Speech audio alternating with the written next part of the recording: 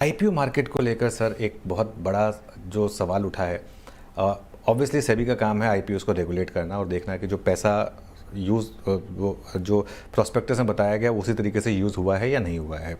लेकिन पिछले 2 साल में जो आईपीओस आए हैं उनमें ज़्यादातर ओएफएस हैं। क्या एक डेफिनेशन आईपीओ की चेंज करने की ज़रूरत है? अगर आप प्योर ओएफएस लेकर आ रहे हैं तो उसको एज आईपीओ कहकर ना बेचा जाए, क्या ऐसा कुछ नॉर्म लाने की ज़रूरत है? क्योंकि वहाँ पे सिर्फ एग्जिट दिया जा रहा है। ओएफएस और वर्सेस फ्रेश इशू, ये इसका रेशो लिया जाए तो मैक्सिमम 2020 में ये 87% के करीब था जो ओएफएस था और बाकी का वो था, और अब जो है वो 55-45 है। कुछ आईपीओस हैं जिनमें पूरा का पूरा ओएफएस है। एक पर्टिकुलर आईपीओ को लेके वैसा नहीं कह सकते। हाँ। क्योंकि देखिए जो कैपिटल है, हाँ। अब आप बताइए, आप खुद ही यदि बताएंगे, आप कई तरह से ये कर सकते हैं। सपोज आपने एक मकान बनाना है, आपने पहले मकान बना लिया, अपने पैसे से, फ्रेंड्स एंड रिलेटिव्स से पहले ले लिया क्योंकि आपको बैंक आपका लोन नहीं है। उसके बाद आपने बैंक से उसको फाइनेंस करवा लिया, तो कैपिटल पहले आए और बाद में आए और फाइनेंसिंग बाद में हुई, पहले वो कैपिटल वो थी। उसी तरह से यदि मान लो किसी कंपनी में 10 साल से कोई पैसा लगा के उस कंपनी को बनाया, अब जो कंपनी जब वो शेयर इशू करेगी, अब उसको अभी कैपिटल की ज़रूरत नहीं है, तो वो आईपीओ लाने के लिए कौन से शेयर देगी? क्योंकि कंपनी तो कैपिटलाइज्ड है, बट उसमें जिन लोगों ने कैपिटल लगाया तो वो लोग अपने शेयर बेच सकते हैं उसमें, और उनका लॉक इन भी रहेगा।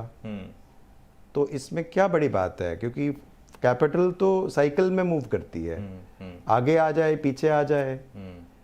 और यदि मान लो आपको ओएफएस लेके, यदि प्राइमरी इशू लेके आना है, और सपोज अनुज जी, आपका कोई बैकग्राउंड नहीं है लेकिन आपका आइडिया बहुत अच्छा है, आप कहेंगे मैं ऐसी कंपनी बनाऊंगा, आप इतना एक्सपेंस दे के, मर्चेंट बैंकर्स हायर करके, इतना करके, क्या ये साहस कर पाएंगे कि आपके एक आइडिया को कह के आपको लोग पैसा देना शुरू कर दें, आपके आईपीओ को सब्सक्राइब कर दें? आपका पीछे कोई ब्रांड नहीं है, आपकी कोई कंपनी नहीं बनी, आपका कोई लोगों ने देखा नहीं है, तो आईपीओ में भी लोग देखते हैं कि तुम हो क्या, प्रमोटर हैं क्या, एग्जिस्टिंग इन्वेस्टर कौन से हैं, इन्वेस्टर क्या हैं, तो वो कहाँ से लाएंगे? प्राइवेट मार्केट्स इनको सपोर्ट करती हैं, क्योंकि प्राइवेट मार्केट ये देखती हैं कि भी मेरा जो पैसा है वो हाई रिटर्न हाई रिस्क वाला है। मैं 10 लोगों को फाइनेंस करूँगा और 10 में से मेरे हो सकता है 2 कंपनियाँ अच्छी निकल जाएं और 8 कंपनियाँ न करें काम। तो वो जो हाई रिस्क है उसी को आप वेंचर कैपिटल को बोलते हैं, एंजल बोलते हैं, और डिफरेंट प्राइवेट एक्विटी बोलते हैं। और वो जब बनाते हैं, जो सक्सेसफुल केसेस जब होंगे, उनमें से उन्हीं को तो रिटर्न लेंगे क्योंकि वो सक्सेसफुल हो गए, उनकी वैल्यूएशन आई, तो उन्हीं से तो वो अपनी पूरी फंडिंग करेंगे। तो ये तो ऑब्वियस है। नहीं, ये ऑब्वियस है सर। मेरा सवाल सिर्फ इसलिए क्योंकि हमारा चैनल ज़्यादातर रिटेल लोग देखते हैं और इसके लिए एक ज़्यादातर शिकायत ये रही है कि पिछले 2 साल में 70% के करीब जो आईपीओ हैं वो अब नीचे ट्रेड कर रहे हैं। बात वैल्यूएशन की है, और वैल्यूएशन में जो आपके एंकर इन्वेस्टर्स हैं, द होल एंकर बुक जो है, उसका पर्पज़ ये है कि जो इतना बड़ा इन्वेस्टमेंट उस कंपनी में कर रहा है वो उसकी वैल्यूएशन तो देखेगा, वो अपने लोगों को हायर करेगा। तो इसीलिए रिटेल जो है, रिटेल के लिए ये एक सेफ्टी है कि एंकर बुक उसकी वैरायटी है कि नहीं, लोग उसमें उतने प्राइस पे आने को तैयार हैं कि नहीं, क्या वो उसको देख रहे हैं।